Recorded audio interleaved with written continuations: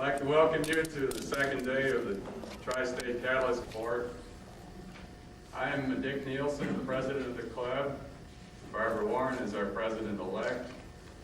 Ken Campbell is our secretary-treasurer. Fred Tongate is our representative to the national organization. And our directors are Steve Augustine, William Heditcher, Diane Milborn, and Rand Sarah Van Sant. This morning's program is going to be chaired by Phyllis Bresky for the Heterogeneous Symposium.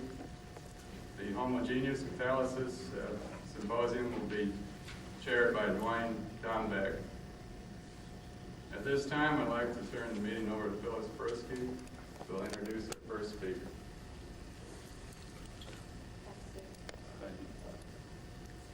First paper of the morning session is Superferromagnetism and its applications in catalysis.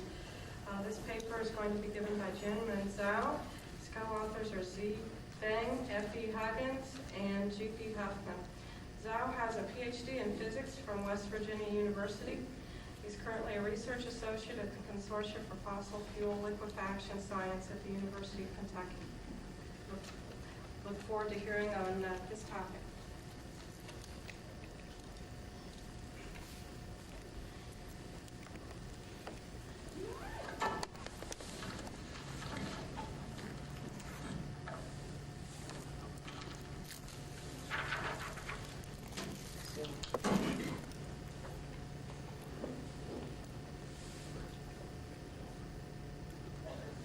I'll talk more about physics. First of all, give a brief introduction. Say a few words about the consortium. The consortium is a operated research program supported by DOE, and including people from 5 universities: Auburn, University of Pittsburgh, and Utah, and West Virginia, and University of Kentucky. And Dr. Huffman's group at UK, Dr. Huffman is also the director of the consortium. And we are basically involved in the catalyst characterization and development. And the techniques we use, including X-ray absorption fine structure, what's called X-ray diffraction, and TEM.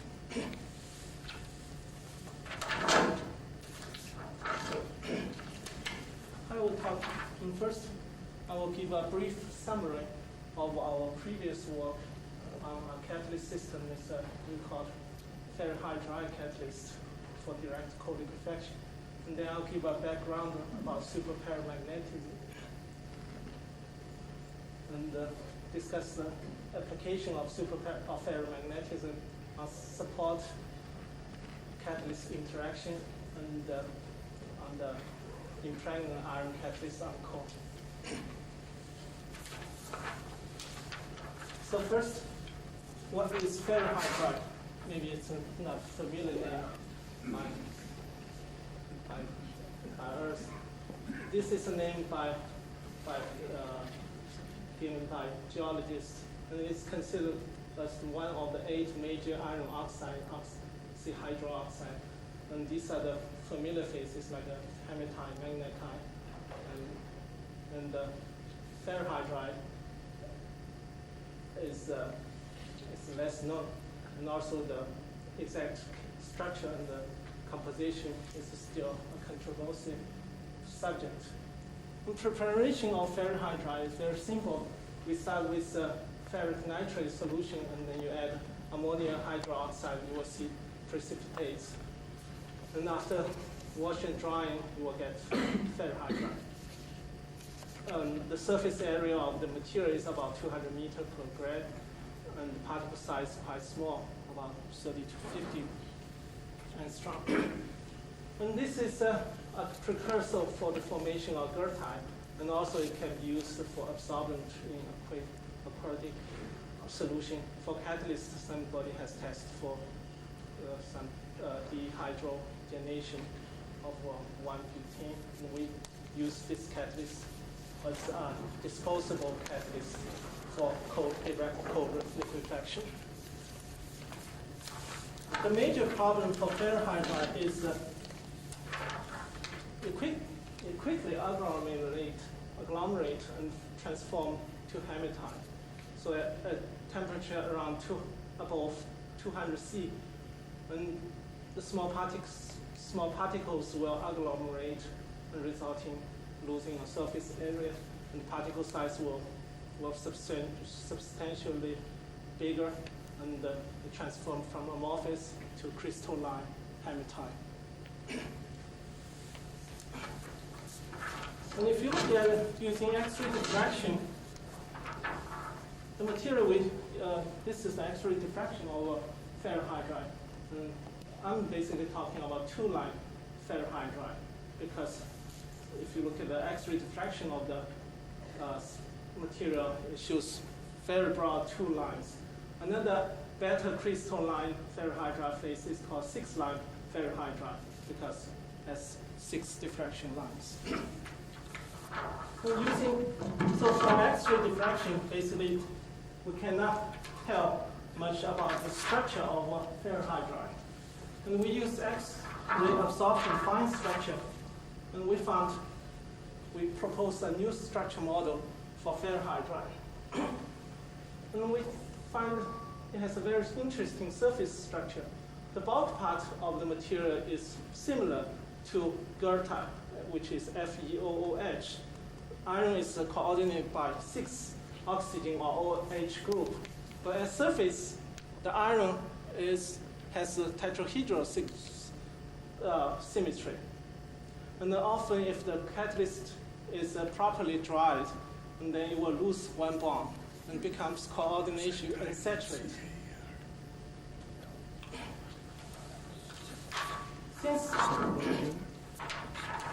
Because the surface is coordination unsaturated, then it will absorb water if you expose the sample in air. And then this water will fill the coordination. And we found if water is chemisorphed at the surface, this size becomes the crystal growth site, responsible for the phase particle agglomeration and the phase transformation of ferrihydride to hematite. So this site with water as chemisorphed water is really bad for the catalyst. On the other hand, if we add some impurity ions during precipitation, and these impurity ions will deposit at the surface coordination unsaturated site, and these impurity ions will block the crystal growth site, and we will form a new material, which we call binary ferrihydride. So basically, we have a new material.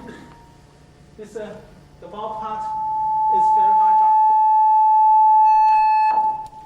The bulk part is ferrihydride, but at surface with chemisorphed impurity ions. And we can put silica, moly, phosphorus, and organic acid at the surface to form a new surface layer. And this new surface, this surface species will block the crystal size, so the catalyst will be able to maintain its dispersion at higher temperature. If you look at the X-ray diffraction pattern of pure ferrihydride, the broad line is ferrihydride, and these sharp lines are hematite, R5E203. And if you heat the sample at about 225 C, and you will start to see the formation of hematite. And you increase the temperature, you see more hematite, and at around 300 C, the transition will be complete. But if I put very small amounts of silica during precipitation, and the transition temperature for 2% silica will increase to about above 325 C. But with the 5% silica at 425 C, we will not see the transition. So it means silica is really blocking the phase crystal growth site. Here, I give a brief summary of the work we have done on ferrohydride. And this work has been published. So first we developed a new surface structure model for ferrohydride. And we found we can improve the catalyst dispersion by chemsorption of impurity ions at the surface. And also because the catalyst is able to maintain its dispersion at high temperature, so we got improved co-liquefaction conversion using binary ferrihydride. And we also found under co-liquefaction condition, the binary ferrihydride converts to a dispersed pyrrhotite phase. And also the pyrrhotite phase contains more iron vacancies. Probably these iron vacancies are responsible for the catalytic reaction.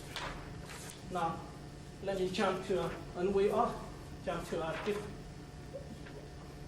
different subject, to superparamagnetism. We also observe some interesting phenomena, magnetic property of the ferrohydride system. And the phenomena is called superparamagnetism. Now, the particle we are dealing with is very small. It's about 50 angstrom. So these are single domain magnetic particles. For single domain particles, if it's magnetic, then there is a magnetization vector. But this vector usually fluctuates. And we call, in physics term, we call it magnetic relaxation. So it's fluctuate like a flying whale. So if I take a picture of this flying whale, probably I will not see the vector, or I may see the vector, depending on two factors. One is the speed of the camera, one is the speed of the flying whale. So in order to see the vector, so either I can increase the speed of camera, or I try to slow down the speed of the flying whale. So more specifically, we say this particle system has an energy. And this energy can be expressed by two terms. The first term is proportional to K and V and sin theta. And V is the volume of the particle. And the second term is related to the interaction between two magnetic moments. And roughly speaking, we say if the energy is much larger than the temperature, the thermal energy, then we will see magnetic moment. So we will catch the spin. But the energy is smaller than the thermal energy, then we will see paramagnetic. We will not see the spin. So we will see a flying whale. And the transition between magnetic and the temperature at which the transition between magnetic and paramagnetic occurs is the temperature is called the transition temperature or blocking temperature. So the blocking temperature is an indication of the energy of the system. So if the particles are not interacting with each other, for non-interacting particles, so the energy is dominated by the first term. So the first term is proportional to the volume of the particle. But if the particles are interacting with each other strongly, then the energy will be dominated by the second term due to the interaction. Now here is a typical transition magnetic, paramagnetic transition most part spectrum. And this is a material is called ferritin. It is also has a ferrohydride structure. And this is the iron compound existing in living organs. And at low temperature, because the spin of the rotation or the fluctuation of the vector is very, very slow, then we see 6-line magnetic moment. I mean, if we slowly increase the temperature, then the spin, the fluctuation speed becomes faster and faster. And then we will see two-line paramagnetic spectrum. And in this case, the blocking temperature is defined is about 40 K. Now we have a very perfect system to observe the superparamagnetism. The theory of superparamagnetism was proposed 10 years ago, but nobody has really systematically observed the phenomena. Now we have a perfect system. Why I'm saying that? Because we can make different samples. For example, I can make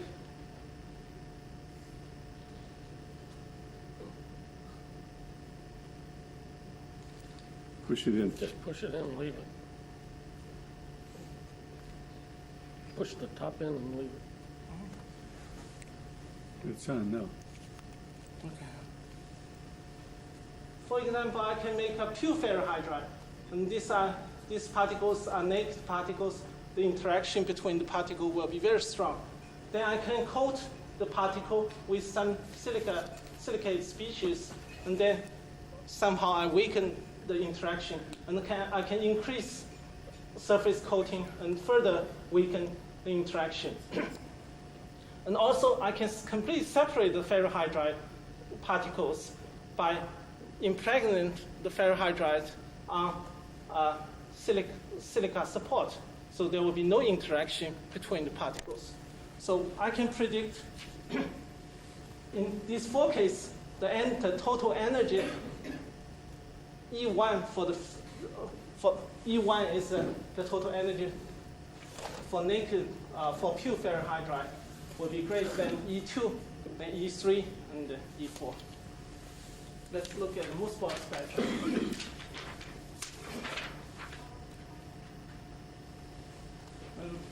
This is low temperature. At 12, we start from, we can measure the spectrum between 12K to 300K continuously. So this is the spectrum for pure ferrohydride. And you can see at 12K it shows 6 line, so it's a magnetic moment, but around at 100K the six line disappear with 2 line. And between we see some complex structure. This is typical for superferromagnetism. And we can define the transition temperature TB at around 95K. We would say, at around 95K, you don't see this broadening at all. So we say this is the transition temperature. Now, if I put 5% silica, and then you see the transition temperature decrease from 95K to about 75K.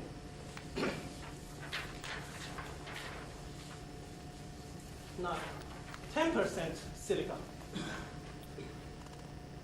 The transition temperature, 50K. 15%, 36K.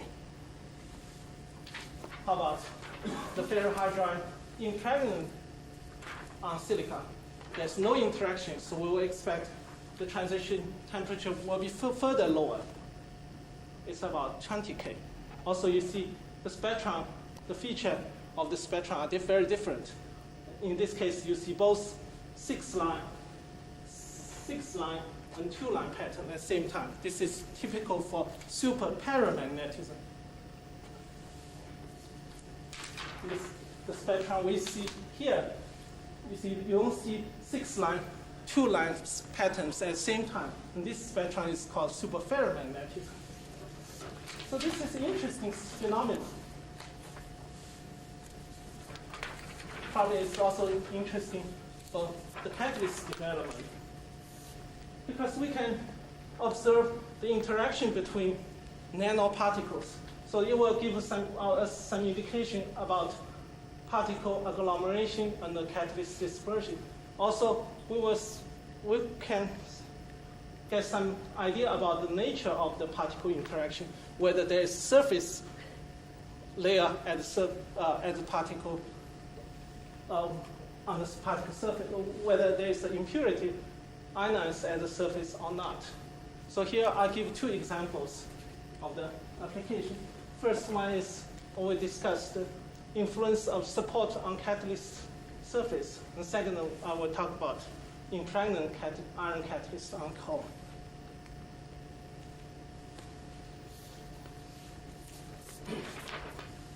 Now, there's a phenomenon called strong metal support interaction.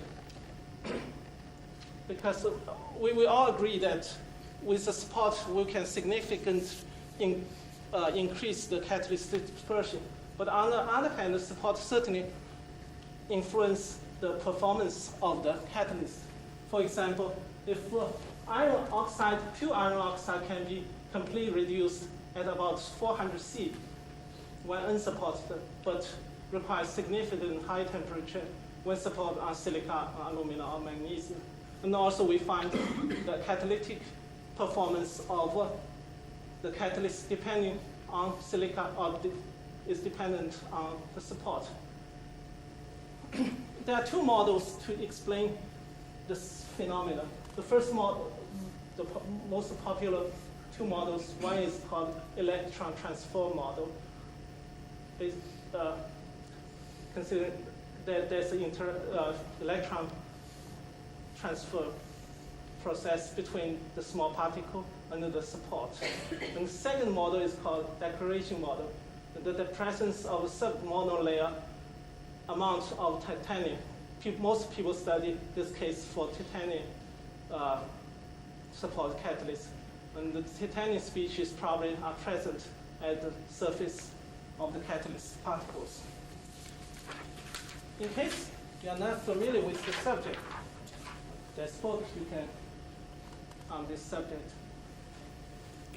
So it's edited by Dr. Bert Davis. The series is edited by Dr. Bert Davis.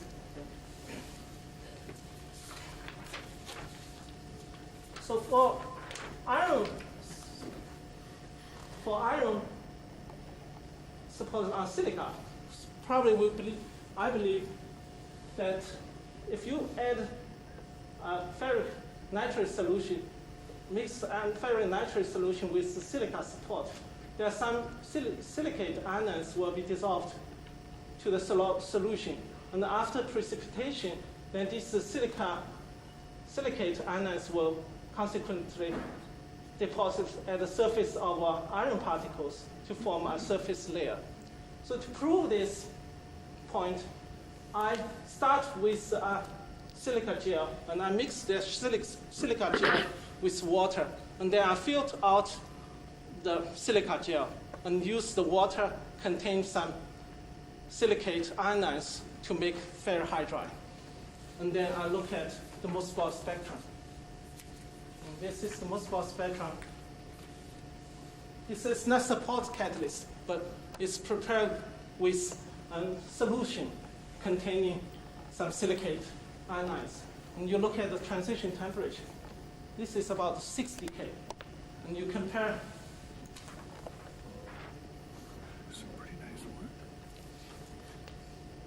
then you compare to the silica 5% ferrihydride. You see the spectrum is very similar. Especially you look at the spectrum around the 60 K. You see the V-shaped spectrum, it's almost identical. So it gives clear indication these silicate species are at the surface of ferrihydride. And the second case I'm going to discuss is about the impregnant catalyst on coal. And this method has been studied by many people. The procedure is very simple. And we start with the ferrihydride or ferronitrate solution, and then mix the ferronitrate solution with coal. And after precipitation and washing and drying, we will get impregnant catalyst on coal. And the procedure I described here is developed by Patsy scientists. And you look at this procedure, it's very similar to the way we prepare ferrihydride catalyst, binary ferrihydride catalyst. And we start also we start with ferric nitrate solution, and we add some impurity ionize. But we add some impurity ionize here, and then but we add coal in the last step. I really have doubt of whether really catalyst is impregnable on coal. Because when people ask why the catalyst, this method has been studied by many people, and people all agree this will increase coal conversion because impregnation will increase the dispersion of the catalyst. I really have doubt. Why? Because what's the meaning of impregnation? So impregnate means to make pregnant. But there are two conditions have to be met. The first one, you have to follow the correct procedure. And the second one, you have to have the size for impregnation. So in case for catalyst, we have to have the pores inside of the support. Now let's compare coal to silica. The surface of coal, silica is a very large.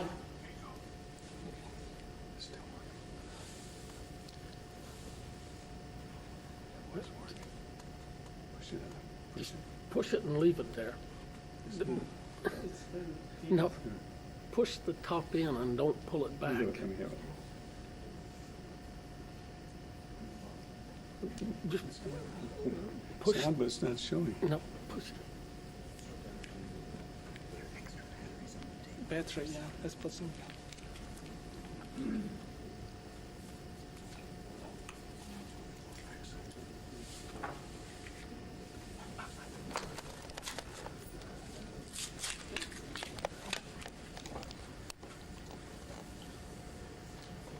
But if you look at this,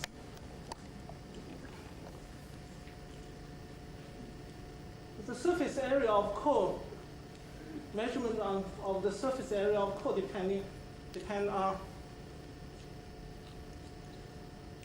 on the gas you use.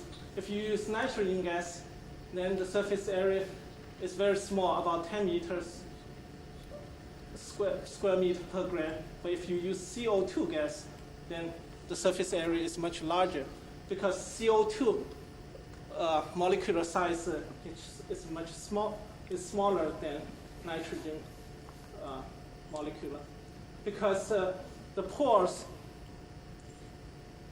for silica are mesopores, and these are larger pores sizes between 2 nanometer to 50 nanometer, and the pores for coal are very much smaller than these, and they are micropores. And yeah, and these are micropores, much smaller. And in order to, so coal has pores, but they are much smaller. And in order to get impregnation of catalyst on the support, these pores have to be open pore. But I believe for coal, these pores are closed pore. An open pore and closed pore are different because of a capillary effect. If you insert a tube to a solution, if the pore is open, then you will see the level increase. On the other hand, if it's closed pore, it will not allow the liquid to enter. For example, if you can mix water with silica support, and you will see the water disappear. But on the other hand, mixing water with coal powder is very difficult, and you will not see water disappear. You will get some paste. It means really the solution is not entering the coal particle. So if you follow the procedure, impregnation procedure, you will not get the small catalyst particles impregnant inside of the catalyst. Instead, you will see some particle interact with each other or aggregate with each other. So this is very similar to the ferrihydride we developed. Now to prove this, let's look at the Mossbauer spectrum again of the impregnable catalyst on coal. And you see, we also see a V shape, and the transition temperature is around 50 K. And let's compare it with the Mossbauer spectrum of 10% silica with the ferrihydride. You see, it's almost identical. But there's a second phase for iron catalyst impregnated on coal. There's second phase. You see that this is the second phase, and this is the anchorite, and this is the iron phase present in coal. So it has nothing to do with the ferrihydride catalyst. But you see the overall feature and the transition temperature is very similar to 10% ferrihydride. If the ferrihydride is truly impregnant in coal, so we will see the Mossbauer spectra should be very similar to ferrihydride impregnated on silica. So I also have a ferrihydride, true impregnation of ferrihydride on silica. See, the transition temperature is much lower. Also, the features are different because there's no interaction. In this case, there's no interaction between particles, so we can say the particles are impregnant. But in this case, certainly particles are not impregnant in the coal. So what's the significance of this work? I think if you look at the procedure of impregnation of catalyst on coal, it looks simple. You start with coal powder and mix with the solution. But if you just play with the 5-gram tubing bomb experiment, it's okay. But if you're considering, if you want to deal with million tons of coal, it's a very tedious procedure, and you need a lot of water. It's not very energy efficient. On the other hand, if we can say it is due to, on the other hand, instead we use binary ferrihydride, and then we add coal in the last step. So during this procedure, we don't have to deal with coal. So it's much efficient, and probably we will get the same result. Because, let me go back to the ferrihydride, the impregnant coal. Also, I forgot to mention that, you see, because the transition temperature is around 40 K, it means the surface of ferrihydride by impregnation is covered by impurity ions. So these impurity ions are responsible for the dispersion, not impregnation. You see, this spectrum is identical, almost identical to the spectrum with 10% silica of ferrihydride. So what really happened during impregnation probably is like this. When you add coal with a ferric nitrate solution, and some impurities will be dissolved to the solution, and after impregnation or after precipitation, these ions will deposit at the surface of ferrihydride, and these ions will help the dispersion and decrease the interaction between particles, so the catalyst can maintain its dispersion during liquefaction conditions. So let's look at the historic point of view of impregnant catalysts on coal. Recently there's a paper by Solvela on the history of catalyst dispersion in coal. And at the introduction part of the article, he said many of the important results on catalysts and catalyst dispersion were recognized in the first half of the century. These results including the excellence of moly and tin catalysts in comparison with iron, the usefulness of impregnation of catalyst on coal. And he means, including iron. In the same article, also he said, in some sense, results of much research in this field since 50 may be considered to be extension of early proofs of principle. In the same article, he mentioned the Dow co-liquefaction process developed in the 70s took explicit recognition of effectiveness of moly catalysts in low concentration, the cost-effective virtue of avoiding catalyst impregnation. And so his conclusion in the article is probably the best way to do co-liquefaction is use moly, but recycle it. And if you want to use iron, you have to do impregnation, and then it's not cost-effective because it's not efficient. Now, seems if you agree with me, we have a better way to get same catalyst without impregnation. So I don't have much to say in my conclusion. So I discussed two examples of the application. The first is the declaration model for catalyst support interaction. The conclusion is yes. And impregnation of, because from multiple spectra, we see this kind of behavior. And the second one is impregnation of iron catalyst on coal. The answer is no, because what we see is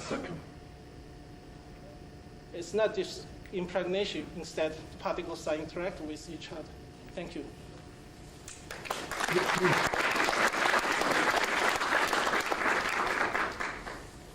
Thank you for your excellent paper. We have time for a question or two at this point. For any questions?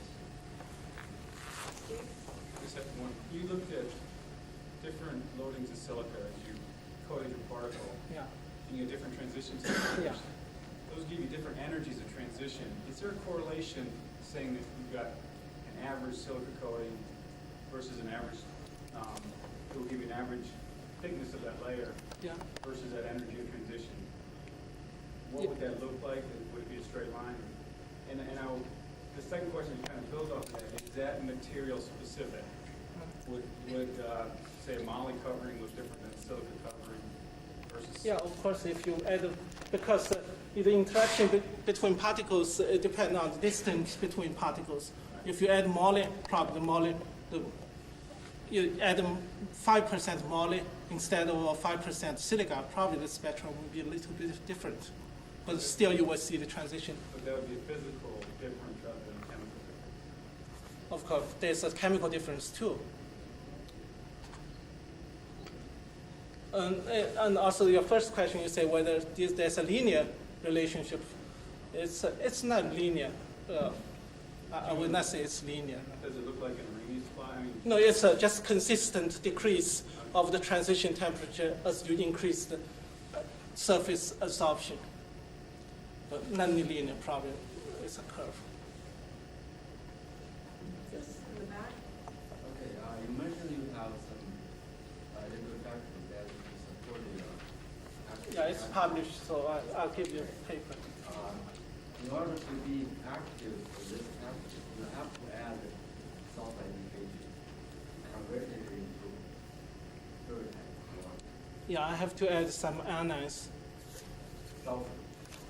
Sulfur, You have to add sulfur. silica. to be I active. add silica, citric acid, and these things to cover the surface.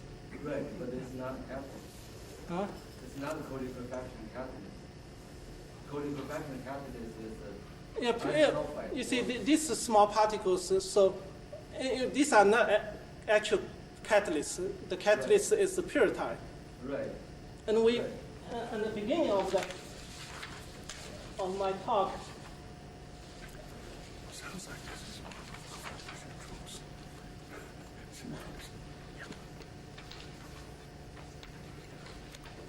yeah, but with this secondary impurity ions at surface, then this particle will not agglomerate. Right. So during the co-liquefaction, they will convert to a pyrrhotide phase. That pyrrhotide phase will have high surface area, And also it contains, we have multiple evidence, it contains more iron vacancies.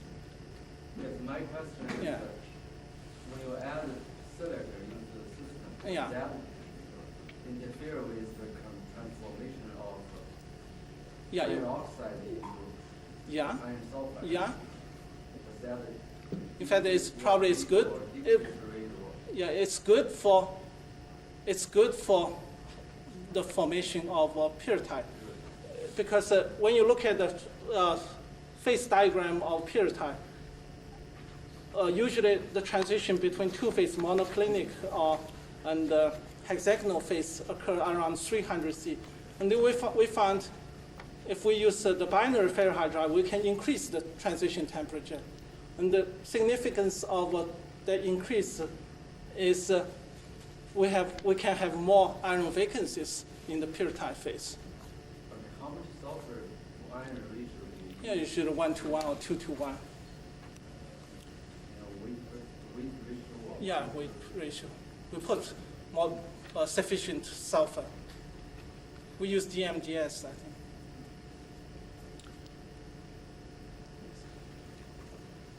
You said phase transformation is accompanied by a decrease in particle size or agglomerate size. Do you think the phase transformation and the agglomeration occur concurrently or one after the other, or how do they occur? Phase transformation, And agglomeration of same time. the same? Yeah. We have an article about, we have a paper on that. About if you consider pure ferrohydride. Okay, I have the transparency. See, the phase transformation. If you use, I use the model. I didn't show this slide, and this is published on journal Catalysis. If I use the model, the structure model for ferrohydride, I can explain what happened during the phase transition of ferrohydride to hematite. If you look at this model, now there are two particles. This is particle 1 and particle 2. Now the surface is coordination unsaturated, so it will absorb water. And this water would make a kind of joint between the particles. And at high temperature, this water will be dissolved between particle joint, and then you cause particle agglomeration. And same time, once the particle agglomerate, it transforms to hematite. So this phase transformation is really unique because this is surface-induced phase transformation. And if you look at the phase transformation diagram, it doesn't occur at one temperature. This transition can occur at room temperature, but very slow rate. But if you increase the temperature, you will accelerate the transformation rate. And also if you increase the surface molecular water content, you also will increase the acceleration rate. We have all the evidence. Perhaps you could continue the discussion at break. We're getting a little behind schedule. I want to thank Zhao again for an excellent paper.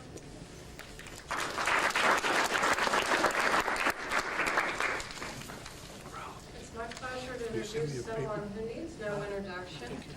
I first came in contact with Bill Hettinger, who is Vice President of Research at Ashland Oil in Kentucky. I was just a young person